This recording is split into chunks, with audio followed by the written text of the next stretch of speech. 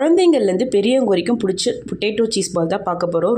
ரொம்ப டேஸ்ட்டாக இருக்கும். வாங்க எப்படி செய்யலான்னு பார்த்துலாம். அதுக்கு முன்னாடி சேனல் ஃபஸ்ட் டைம் பார்க்குறீங்கன்னா சப்ஸ்கிரைப் பண்ணிட்டு பாருங்கள். 2 உருளைக்கிழங்கு நல்லா வேக வச்சுருக்கேன். மேஷர் யூஸ் பண்ணி நல்லா மேஷ் பண்ணிங்க. தேவையான அளவுக்கு உப்பு, பிரெட் க்ரம்ஸ் ஒரு டேபிள் ஸ்பூன் ஆட் பண்ணியிருக்கேன். சில்லி ஃப்ளேக்ஸ் வந்து ஒரு 1.5 டேபிள் ஸ்பூன் ஆட் பண்ணிங்க.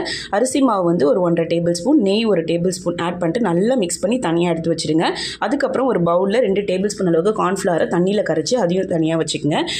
இப்போது அந்த பொட்டேட்டோ டஃப் இருக்குல்ல, அதை எடுத்து இந்த மாதிரி ரவுண்ட் ஷேப்பில் நல்லா தட்டிட்டு உள்ளார வந்து சீஸ் வைக்கணும். கொஞ்சம் நீங்கள் கம்மியாகவே வைங்க. நான் வந்து அதிகமாக வச்சுட்டேன். ஸோ வெளியில் லைட்டாக வந்துடுச்சு.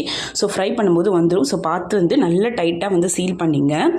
ஃபுல்லாக வெளியில் தெரியவே கூடாது. அந்தளவு ஃபுல்லாக கவர் பண்ணி நல்லா சீல் பண்ணிவிட்டு அதை கார்ன்ஃப்ளவரில் டிப் பண்ணிவிடுங்க. டிப் பண்ணிட்டு அதுக்கப்புறமா பிரெட் க்ரம்ஸ்லேயும் நல்லா டிப் பண்ணிவிட்டு மீடியம் ஃப்ளேமில் எண்ணெய் வந்து சூடு பண்ணி வச்சுருக்கேன். அதில் போட்டு நல்லா ஃப்ரை பண்ணிட்டீங்கன்னா சூப்பரான பொட்டேட்டோ சீஸ் பால் ரெடி. கண்டிப்பாக ட்ரை பண்ணுங்கள் ஃப்ரெண்ட்ஸ். பாய்.